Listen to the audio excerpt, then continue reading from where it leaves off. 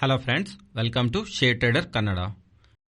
ಇವತ್ತು sensex 1344 points gain ಆಗಿ 54,318 ಅಲ್ಲಿ ಕ್ಲೋಸ್ ಆದರೆ ನಿಫ್ಟಿ 417 ಪಾಯಿಂಟ್ಸ್ ಗೇನ್ ಆಗಿ 16,259 ಅಲ್ಲಿ ಕ್ಲೋಸ್ ಆಗಿದೆ.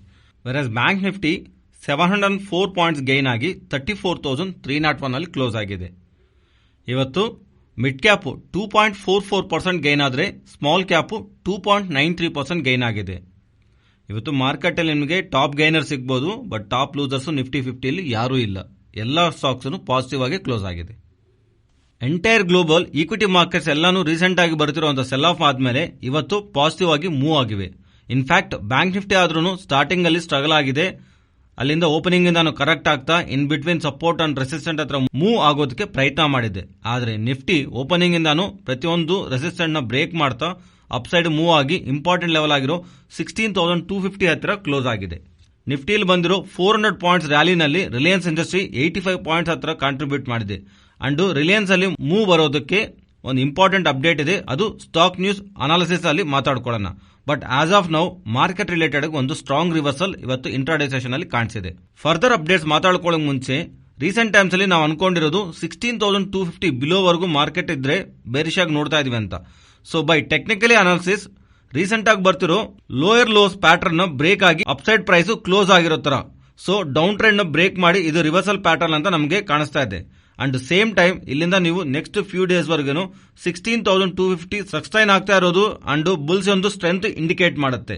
ಇವತ್ತು ನಮಗೆ 2 ಅಪ್ಡೇಟ್ಸ್ ಇದೆ. ಅದರಲ್ಲಿ ಒಂದು US ರಿಟೇಲ್ ಸೇಲ್ಸ್ ಡೇಟಾ, ಅದೇನಷ್ಟೊಂದು ಇಂಪಾರ್ಟೆಂಟ್ ಅಲ್ಲ. But second US Fed chairman ಒಂದು ಇಂಟರ್ವ್ಯೂ. ವಾಲ್ ಸ್ಟ್ರೀಟ್ ಜನರಲ್ ಅವರು ಇವತ್ತು ಫೆಡ್ ಚೇರ್ಮನ್ ಒಂದು ಇಂಟರ್ವ್ಯೂ ತಗೊಂತಾ ಇದ್ದಾರೆ. ಇಂಟರ್ವ್ಯೂನಲ್ಲಿ ಅವರು ಕೇಳೋ ಕ್ವಶನ್ಸ್ಗೆ ಫೆಡ್ ಚೇರ್ಮನ್ ಅವರು ರಿಯಾಕ್ಟ್ ಆಗ್ತಿರೋ ವಿಧಾನದ ಮೇಲೆ ಮಾರ್ಕೆಟ್ ರಿಲೇಟೆಡ್ ಆಗಿ ಯಾವ್ದಾದ್ರು ನೆಗೆಟಿವ್ ಪ್ಲೇ ಆಗತ್ತಾ ಇಲ್ಲ ಅನ್ನೋದು ಓವರ್ ನೈಟ್ US ಮಾರ್ಕೆಟ್ ಒಂದು ರಿಯಾಕ್ಷನ್ ಇಂದ ನಮಗೆ ಅರ್ಥ ಆಗತ್ತೆ. ಅದೇ next day market opening decide ಮಾಡುತ್ತೆ ಅಂತ ಅನ್ಕೊಂತಾ ಇದ್ದೀನಿ.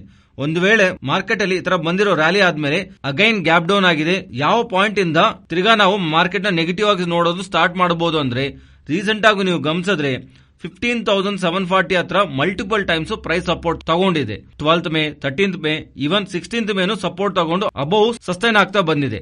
15,740, 15,660. ಸೊ ಮೋಸ್ಟ್ ಪಾಸಿಬಲ್ ಮಾರ್ಕೆಟ್ ಇಲ್ಲಿಂದ ಫಾಲ್ ಆಗ್ತಾ ಇದ್ರೆ ಆ 80 ಪಾಯಿಂಟ್ ಝೋನ್ ನಲ್ಲಿ ಸಪೋರ್ಟ್ ತಗೊಂಡು ಅಗೇನ್ ರಿವರ್ಸಲ್ ತಗೊಳ್ಳಕ್ಕೆ ಚಾನ್ಸ್ ಇದೆ. ಒಂದ್ ವೇಳೆ ಆತರ ಆಗ್ದಿರಾ ಆ 80 ಪಾಯಿಂಟ್ ಝೋನ್ ಬ್ರೇಕ್ ಆಗಿ ಡೌನ್ ಸೈಡ್ ಬಂದ್ರೆ ಮೀನ್ಸ್ 15,660 ಲೆವೆಲ್ ನ ಬ್ರೇಕ್ ಮಾಡಿ ಡೌನ್ ಸೈಡ್ ಬಂದ್ರೆ ದೆನ್ ಮಾರ್ಕೆಟ್ ರಿಲೇಟೆಡ್ ಆಗಿ ನಾವು ಫರ್ದರ್ ಆಗಿನೂ ಬೇರಿಶ್ ವ್ಯೂನು ಕಂಟಿನ್ಯೂ ಮಾಡಬಹುದು. ಅಂಡ್ ಇನ್ಫ್ಯಾಕ್ಟ್ ಇವತ್ತು ಬಂದಿರೋ ಮೂವ್ ನಲ್ಲಿ ಸ್ಟಾಕ್ಸ್ ಮೋಸ್ಟ್ಲಿ ಮೆಟಲ್ ಸ್ಟಾಕ್ಸ್ ಇದೆ. ಇದಕ್ಕೆ ರೀಸನ್ ರಷ್ಯಾ ಉಕ್ರೇನ್ ರಿಲೇಟೆಡ್ ಆಗಿ ಕ್ರಿಯೇಟ್ ಆಗ್ತಿರೋ ಇಶ್ಯೂಸ್, ಅದರ ಜೊತೆಗೆ ಚೈನಾನಲ್ಲಿ ತುಂಬಾ ಟೈಮ್ ಬ್ಯಾಕ್ ಇಂದಾನು ರಿಸ್ಟ್ರಿಕ್ಷನ್ಸ್, ಲಾಕ್ ಡೌನ್ಸ್ ಅಂತ ನಮಗೆ ಕೇಳಿಸ್ತಾ ಬಂತಲ್ಲ, ಅಲ್ಲಿ ಎಕಾನಮಿ ಸ್ಲೋ ಡೌನ್ ಆಗತ್ತೆ ಅಂತಾನು ಟೆನ್ಷನ್ಸ್ ಇಂದಾನು ಮೆಟಲ್ ಸ್ಟಾಕ್ಸ್ ವೀಕ್ ಆಗ್ತಾ ಇದ್ರೆ. ಬಿಕಾಸ್ ಚೈನಾ ಅವರೇ largest producers and consumers also. Supply side ಇಡ್ರಿ, ಯಾವಾಗ್ಲಿಂದಾನು ಅವರು ಸಪ್ಲೈನ್ ಕಮ್ಮಿ ಮಾಡ್ತಾನೆ ಬಂದಿದ್ದಾರೆ, ಬಟ್ ಡಿಮ್ಯಾಂಡ್ ಅಲ್ಲಿ ಇಂಪ್ಯಾಕ್ಟ್ ಆಗತ್ತೆ. ರಿಸ್ಟ್ರಿಕ್ಷನ್ಸ್ ಇಶ್ಯೂ ಮಾಡ್ತಾ ಇದ್ರೆ ಎಕಾನಮಿ ಮೇಲೆ ಡಿಮ್ಯಾಂಡ್ ಇಂಪ್ಯಾಕ್ಟ್ ಆಗತ್ತೆ ಅಂತ ಹೇಳಿದ್ರಿಂದ ಮೆಟಲ್ ಸ್ಟಾಕ್ಸ್ ಫಾಲ್ ಆಗಿವೆ. ಬಟ್ ಅಲ್ಲಿ ಪ್ರೆಸೆಂಟ್ ರಿಸ್ಟ್ರಿಕ್ಷನ್ಸ್ ರಿಮೂವ್ ಮಾಡ್ತಿದ್ದಾರೆ. ಎಕಾನಮಿ ಓಪನ್ ಆಗತ್ತೆ, ಅಗೈನ್ ಮೆಟಲ್ ಕನ್ಸಂಪ್ಷನ್ ಬೆಳೆಯುತ್ತೆ ಅಂತ ಒಂದು ಪಾಸಿಟಿವ್ ಹೋಪ್ಸ್ ಇಂದ ಮೆಟಲ್ ಸ್ಟಾಕ್ಸ್ ಇವತ್ತು ರ್ಯಾಲಿ ಆಗೋದಕ್ಕೆ ರೀಸನ್ ಆಗಿದೆ. ನೆಕ್ಸ್ಟ್ LIC IPO ಇವತ್ತು ಲಿಸ್ಟ್ ಆಗಿದೆ. NSE ನಲ್ಲಿ 872 ರೂಪೀಸ್, BSE ಅಲ್ಲಿ 867 ರೂಪೀಸ್ಗೆ ಲಿಸ್ಟ್ ಆಗಿದೆ. ಅದಾದ್ಮೇಲೆ ಹೋಗಿರೋ ಹೈ 919 ರೂಪೀಸ್ ವರೆಗೂ ಹೋಗಿದೆ. ಇವತ್ತು ಪಾಲಿಸಿ ಹೋಲ್ಡರ್ಸ್ಗೆ ಬಂದಿರೋ ಪ್ರೈಸ್ 889 ರೂಪೀಸ್ ಅಂಡ್ ರಿಟೇಲರ್ಸ್ಗೆ ಬಂದಿರೋ price 904 rupees. And by closing policy holders and retails ಇಬ್ಬರಿಗೂ ಸಮ್ ಪರ್ಸೆಂಟ್ ಲಾಸ್ ಅಂತೂ ಮಿಕ್ಕಿದೆ. ಈ ಪಾಯಿಂಟ್ ನಾವು ಜ್ಞಾಪಕ ಇಟ್ಕೋಬೇಕು. ಇವರು IPO ಆಗಿ ಓಪನ್ ಆದ್ಮೇಲೆ ಬಂದಿರೋ ಡೇಟ್ ಇಂದ ಲಿಸ್ಟ್ ಆಗೋ ಡೇಟ್ ವರೆಗೂ ನೋಡ್ತಾ ಇದ್ರೆ ಮಾರ್ಕೆಟ್ ಕಂಟಿನ್ಯೂಸ್ಲಿ ಫಾಲ್ ಕಾಣಿಸಿದೆ. ಓಕೆ, ಪ್ರೆಸೆಂಟ್ LIC ರಿಲೇಟೆಡ್ ಆಗಿ ನಾವು ಯಾವ ತರ ಸ್ಟ್ಯಾಂಡ್ ತಗೋಬೇಕು? ಇನ್ಶೂರೆನ್ಸ್ ಸೆಗ್ಮೆಂಟ್ ಅಲ್ಲಿ ಇವರು VNB ಅಂತಾರೆ, ವ್ಯಾಲ್ಯೂ ಆಫ್ ನ್ಯೂ ಬಿಸಿನೆಸ್. ಅದೇ LIC ಅವರಿಗೆ ಅರೌಂಡ್ 10 ಇದ್ರೆ ಪ್ರೈವೇಟ್ ಇನ್ಶೂರೆನ್ಸ್ ಕಂಪನೀಸ್ಗೆ ನಿಯರ್ ಟು 25 ಹತ್ರ ಇದೆ. ಮೀನ್ಸ್ ಪ್ರೈವೇಟ್ ಇನ್ಶೂರೆನ್ಸ್ ಕಂಪನೀಸ್ಗೆ LIC ಅಂದ್ರೆ ಬೆಟರ್ ಆಗಿ ಪರ್ಫಾರ್ಮ್ ಮಾಡ್ತಿದೆ. ಇನ್ಶೂರೆನ್ಸ್ ಸೆಗ್ಮೆಂಟ್ ಅಲ್ಲಿ ಇನ್ಫ್ಯಾಕ್ಟ್ ಅದೇ LIC ಅವರು ಮೈಂಡ್ ಅಲ್ಲಿ ಇಟ್ಕೊಂಡು ಪ್ರೈವೇಟ್ ಪ್ಲೇಯರ್ಸ್ ಜೊತೆ ಕಂಪೇರ್ ಮಾಡಿದ್ರೆ ಡಿಸ್ಕೌಂಟ್ ಅಲ್ಲಿ ಮಾರ್ಕೆಟ್ ಅಲ್ಲಿ ಬರೋದಕ್ಕೆ ಪ್ರಯತ್ನ ಮಾಡಿದ್ದಾರೆ. ನಿಮಗೆ ಜ್ಞಾಪಕ ಇದ್ರೆ ಪೇಟಿಎಂ IPO ಮಾರ್ಕೆಟ್ ಅಲ್ಲಿ ಲಿಸ್ಟ್ ಆದಾಗ ಆ ಪೇಟಿಎಂ ಪ್ರೈಸ್ ಇಲ್ಲಿಂದ 1,200 ರೂಪೀಸ್ಗೆ ಫಾಲ್ ಆಗತ್ತೆ ಅಂತ, ಅಂಡ್ 1,200 ಫಾಲ್ ಆದ್ಮೇಲೆ 700 ಫಾಲ್ ಆಗತ್ತೆ ಅಂತ, ಅಂಡ್ 700 ಫಾಲ್ ಆದ್ಮೇಲೆ 450ಗೆ ಫಾಲ್ ಆಗತ್ತೆ ಅಂತ ಮೆನ್ಷನ್ ಮಾಡಿರೋ ಮೆಕ್ವೈರ್ ಅವರು LIC ರಿಲೇಟೆಡ್ ಆಗಿ ನ್ಯೂಟ್ರಲ್ ರೇಟಿಂಗ್ ಕೊಡ್ತಾ ಪ್ರೈಸ್ ಟಾರ್ಗೆಟ್ 1,000 ರೂಪೀಸ್ ಆಗಿ ಇಡ್ತಾ ಇದ್ದಾರೆ. ಅಂಡ್ ಇನ್ಫ್ಯಾಕ್ಟ್ ಇವರು ಮೆನ್ಷನ್ ಮಾಡ್ತಾನು ಇವರು ಹೇಳ್ತಿರೋದು ಇವರ ಬಿಸಿನೆಸ್ ಪ್ರೆಸೆಂಟ್ ಸ್ಟ್ರಾಂಗ್ ಆಗಿಲ್ಲ, ವೀಕ್ ಆಗಿದೆ. ಬಟ್ ಈ ತರ ಟಾರ್ಗೆಟ್ ಕೊಡೋದಕ್ಕೆ ರೀಸನ್ ವ್ಯಾಲ್ಯೂಯೇಷನ್ ವೈಸ್ ನೋಡುವಾಗ ಇವ್ರು ಮಾಡ್ತಿರೋ ಬಿಸಿನೆಸ್ ಇವ್ರಿಗೆ ₹1000 ಶೇರ್ ವ್ಯಾಲ್ಯೂಯೇಷನ್ ಕರೆಕ್ಟ್ ಇದೆ ಅಂತ ಇವ್ರು ಅನ್ಕೊಂಡು ₹1000 ಟಾರ್ಗೆಟ್ ಕೊಡ್ತಾ ಇದೀವಿ ಅಂತ ಮೆನ್ಷನ್ ಮಾಡ್ತಿದ್ದಾರೆ. VNB ಮಾರ್ಜಿನ್ಸ್ ನಮಗೆ ಗ್ರೋತ್ ನಮಗೆ ಅರ್ಥ ಆಗೋವಾಗ ಗ್ರಾಜುಯಲ್ ಆಗಿ LIC ನಲ್ಲಿ ಎಂಟರ್ ಆಗೋದಕ್ಕೆ ಒಂದು ಬೆಸ್ಟ್ ಆಪ್ಷನ್. IPO ಅಲಾಟ್ಮೆಂಟ್ ನಲ್ಲಿ ನಮಗೆ ಸಿಕ್ಕಿದೆ. VNB ಮಾರ್ಜಿನ್ ನಲ್ಲಿ ನಮಗೆ ಚೇಂಜ್ ಕಾಣಿಸೋವಾಗ ಪಾಸಿಟಿವ್ ಚೇಂಜಸ್ ಕಾಣಿಸೋವಾಗಲೇ ನಾವು further accumulation LIC IPO related ಆಗಿ ಮಾಡ್ತೀವಿ. ಅಲ್ಲಿವರೆಗೂ ನಾವು ಇದನ್ನು ಒಂದು ಟ್ರ್ಯಾಕಿಂಗ್ ಪೋರ್ಷನ್ ಪೋರ್ಟ್ಫೋಲಿಯೋ ಇಡ್ತಿದೀವಿ. ಫ್ರೆಂಡ್ಸ್, ಈ ವಿಡಿಯೋಲಿ ನಾವು ಶೇರ್ ಮಾಡ್ತಿರೋಂಥ ಡೀಟೇಲ್ಸ್ ನಿಮಗೆ ಇಷ್ಟ ಆಗಿದ್ರೆ ನಮ್ಮ ವಿಡಿಯೋನ ತಪ್ಪದೆ ಲೈಕ್ ಮಾಡಿ.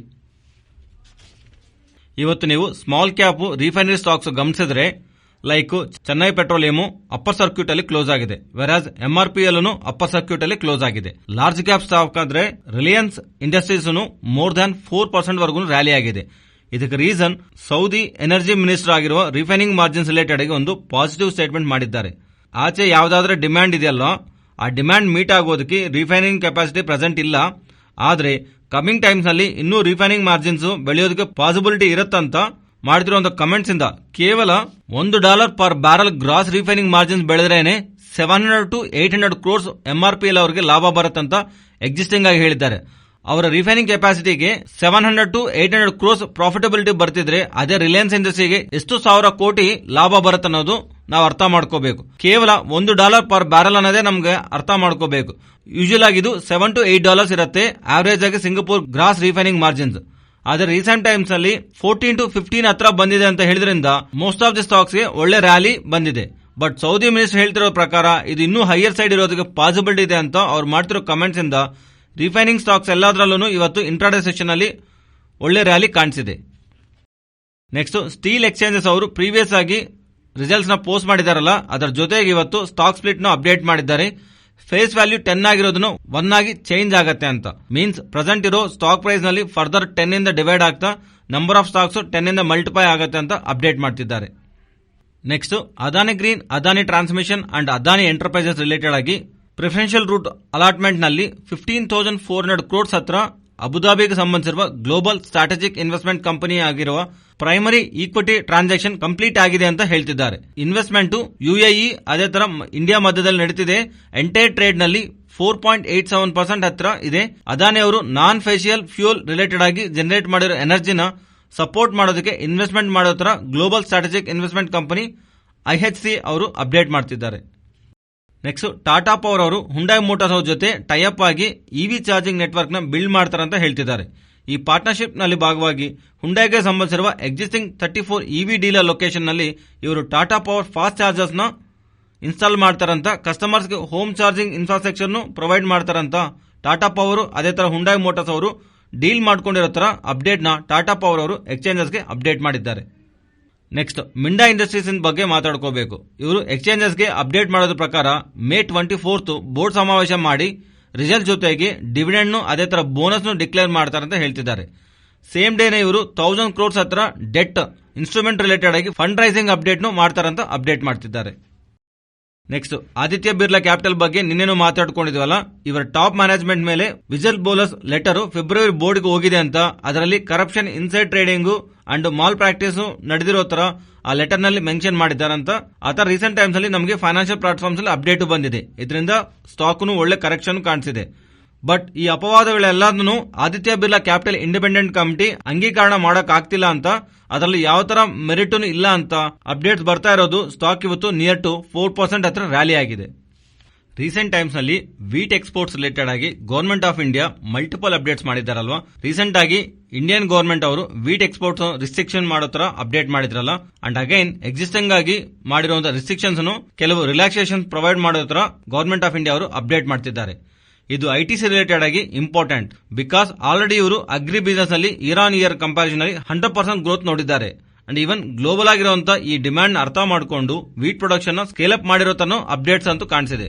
ಸೊ ಓವರ್ ಆಲ್ ಆಗಿ ಗ್ಲೋಬಲ್ ಆಗಿ ಬರ್ತಿರುವಂತಹ ವೀಟ್ ಡಿಮ್ಯಾಂಡಿಂಗ್ ನ ITC ಅವರು ಅಡ್ವಾಂಟೇಜ್ ಆಗಿ ತಗೊಳ್ಳೋಕೆ ಪಾಸಿಬಿಲಿಟಿ ಇರುತ್ತಂತ ಮಾರ್ಕೆಟ್ ಭಾವಿಸಿ ರಷ್ಯಾ ಉಕ್ರೇನ್ ಕ್ರೈಸಿಸ್ ಯಾವಾಗಿಂದ ಸ್ಟಾರ್ಟ್ ಆಗಿದೆಯಲ್ಲ, ರಷ್ಯಾ ಉಕ್ರೇನ್ ಏನಕ್ಕೆ, ಬಿಕಾಸ್ ಇವರಿಬ್ಬರೂ ಸೇರಿ ನಿಯರ್ ಟು 29% ಹತ್ರ ಗ್ಲೋಬಲ್ ವೀಟ್ ಎಕ್ಸ್ಪೋರ್ಟ್ ನ ಕಂಟ್ರಿಬ್ಯೂಟ್ ಮಾಡ್ತಿದ್ದಾರೆ. ಸೊ ಇವರ ಹತ್ರ ಇಶ್ಯೂ ಇದೆ ಅಂದ್ರೆ ವೀಟ್ ಪ್ರೈಸಸ್ ಬೆಳೆಯುತ್ತಲ್ಲ, ಆತರ ವೀಟ್ ಪ್ರೈಸಸ್ ಬೆಳೀತಾ ಇದ್ರೆ ಅದು ಇಂಡಿಯಾದಿಂದ ಎಕ್ಸ್ಪೋರ್ಟ್ ಮಾಡಿ ಅದರಲ್ಲಿ ITC ಅವರಿಗೆ ರೋಲ್ ಇರೋದ್ರಿಂದ ಆ ಇವೆಂಟ್ ಇಂದಾನು ITC ಅವರಿಗೆ ಪ್ರೈಸಸ್ ಬೆಳೀತಾ ಬಂದಿದೆ. ಸೊ ಗ್ಲೋಬಲ್ ಆಗಿ ವೀಟ್ ಪ್ರೈಸಸ್ ಬೆಳೀತಾ ಇದ್ರೆ ಇಂಡಿಯಾ ಎಕ್ಸ್ಪೋರ್ಟ್ ಮಾಡೋ ಕಂಡೀಷನ್ ಅಲ್ಲಿ ಇದ್ರೆ ಮಾತ್ರನೇ ITCಗೆ positive.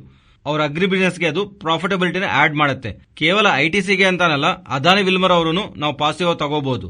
Because overall export wheat export ನಲ್ಲಿ ನಿಯರ್ ಟು 4% ಮಾರ್ಕೆಟ್ ಶೇರ್ ನ ಅಂಡ್ ಇವನ್ ಇವ್ರಿಗೆ ಬರ್ತಿರೋ ರೆವೆನ್ಯೂ ನಲ್ಲಿ ವೀಟ್ ಎಕ್ಸ್ಪೋರ್ಟ್ ಮೂಲಕನೇ 5% ರೆವೆನ್ಯೂ ಕಾಂಟ್ರಿಬ್ಯೂಷನ್ ಇದೆ. ಅದರಿಂದ ಗ್ಲೋಬಲ್ ಆಗಿ ಬೆಳೀತಿರುವಂತಹ ವೀಟ್ ಪ್ರೈಸ್ ಕಾರಣವಾಗಿ ಅದಾನಿ ವಿಲ್ಮರ್ ಅವ್ರಿಗೂ ಅಡ್ವಾಂಟೇಜ್ ಇರುತ್ತೆ. ನೆಕ್ಸ್ಟ್, ಡೆಂಟಲ್ ಪ್ರಾಡಕ್ಟ್ಸ್ ರಿಲೇಟೆಡ್ ಆಗಿ ಬಿಸಿನೆಸ್ ಮಾಡೋ ಪ್ರಿವಿಯಸ್ ಡೆಂಟಲ್ ಪ್ರೋ ಅವರು ಡೆಂಟಲ್ ಕ್ಯಾವಿಟಿ ಲೈನರ್ಸ್ ರಿಲೇಟೆಡ್ ಆಗಿ US FDA ಅವರಿಗೆ ಕ್ಲಿಯರೆನ್ಸ್ ಬಂದಿರೋ ತರ ಕ್ಲಿಯರೆನ್ಸ್ ಸಿಕ್ಕಿರೋ ಫಸ್ಟ್ ಇಂಡಿಯನ್ ಡೆಂಟಲ್ ಮ್ಯಾನುಫ್ಯಾಕ್ಚರ್ ಇವರೇ ಅಂತ ಎಕ್ಸ್ಚೇಂಜಸ್ ಗೆ ಅಪ್ಡೇಟ್ ಮಾಡಿದ್ದಾರೆ. ಈ ತರ ಅಪ್ಡೇಟ್ ಮಾಡಿದ್ರಿಂದ ಸ್ಟಾಕ್ ಇವತ್ತು 11% ವರೆಗೂ ಬೆಳೆದಿದೆ. ರೀಸೆಂಟ್ ಟೈಮ್ ನಲ್ಲಿ ಇವರು ಪೋಸ್ಟ್ ಮಾಡಿರೋ ರಿಸಲ್ಟ್ಸ್ ಸ್ಟ್ರಾಂಗ್ ಆಗೇ ಇದೆ ಅಂಡ್ ಇವನ್ ಇವರ ROCE 46.8 ಅಂಡ್ ಇವರ ROE 39% ಹತ್ರ ಇದೆ. If in case any significant drop ಈ ಸ್ಟಾಕ್ ಪ್ರೈಸ್ ಅಲ್ಲಿ ಕಾಣಿಸ್ತಾ ಇದ್ರೆ ಈ ಸ್ಟಾಕ್ ನಾವು ವಾಚ್ ಲಿಸ್ಟ್ ಅಲ್ಲಿ ಆಡ್ ಮಾಡಿಕೊಂಡು ನಾವು ಫೋಕಸ್ ಮಾಡಬಹುದು.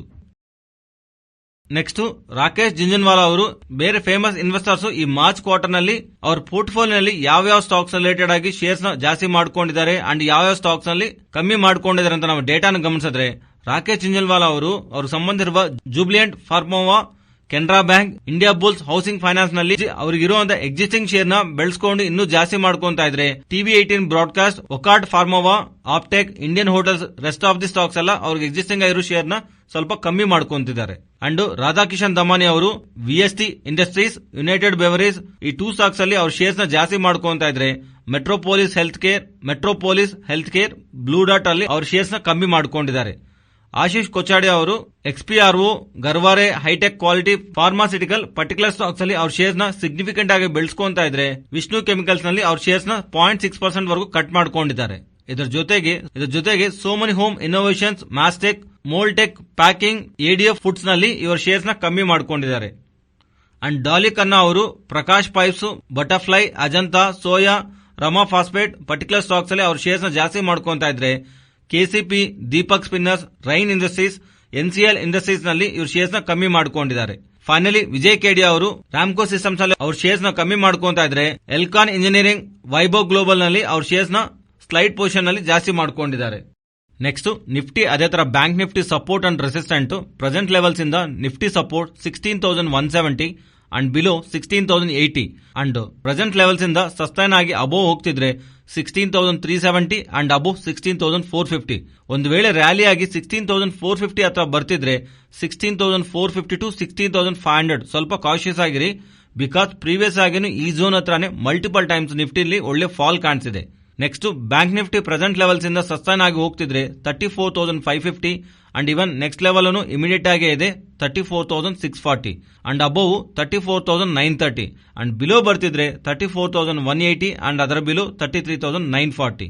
ರೀಸೆಂಟ್ ಟೈಮ್ಸ್ ಅಲ್ಲಿ ಮಂತ್ಲಿ ಕಾಂಟ್ರಾಕ್ಟ್ ಅಲ್ಲಿ ಸ್ಟ್ರಾಂಗ್ ಆಗಿ OI ಡೇಟಾ 16,000 ಹತ್ರ ಪುಟ್ ಹತ್ರ ಬಿಲ್ಡ್ ಆಗ್ತಿದೆ. ಇನ್ಫ್ಯಾಕ್ಟ್ ಅದು ಇನ್ ದ ಮನಿದಲ್ಲಿ ಆಗ್ತಿರೋ. In fact short covering rally predict ಮಾಡಿರೋ 16,000 ಪುಟ್ ರೈಟರ್ಸ್ ಗೆ ಎಲ್ಲರಿಗೂ ಒಳ್ಳೆ DK ಇವತ್ತು ಕಾಣಿಸಿದೆ. ಅಂಡ್ ಇವನ್ ಇವತ್ತು ಮಾರ್ಕೆಟ್ ಟಾಪ್ ಸೈಡ್ ಹೋಗೋದ್ರಿಂದ ಅಲ್ಲಿ ಸ್ಟ್ರಾಂಗ್ OI ಡೇಟಾ ಬಿಲ್ಡ್ ಆಗ್ತಿದೆ. ಸೊ 16,000 ಇಂಪಾರ್ಟೆಂಟ್ ಸಪೋರ್ಟ್ ಆಗಿ ಅಂಡ್ ಪ್ರೆಸೆಂಟ್ ಲೆವೆಲ್ಸ್ ಇಂದ ಅಪ್ ಸೈಡ್ ಗೆ ಹೋಗ್ತಿದ್ರೆ ಬೈ ರೌಂಡ್ ನಂಬರ್ ಅಂದ್ರೆ 16,500 ಅಂಡ್ ಅದರ ಅಬೋವ್ 16,800 ನ ರೆಸಿಸ್ಟೆಂಟ್ ಆಗಿ ಕಾಲ್ ರೈಟರ್ಸ್ ಬಿಲೀವ್ ಮಾಡ್ತಿದ್ದಾರೆ. ಇದು ಫ್ರೆಂಡ್ಸ್ ಇವತ್ತಿನ ಅಪ್ಡೇಟ್ಸ್. ನಮ್ಮ ಅಪ್ಡೇಟ್ಸ್ ನಿಮ್ಗೆ ಇಷ್ಟ ಆಗಿದ್ರೆ ನಮ್ಮ ಪೇಜ್ ನ ಲೈಕ್ ಮಾಡಿ ಅಂಡ್ ಶೇರ್ ಮಾಡಿ. Thank you.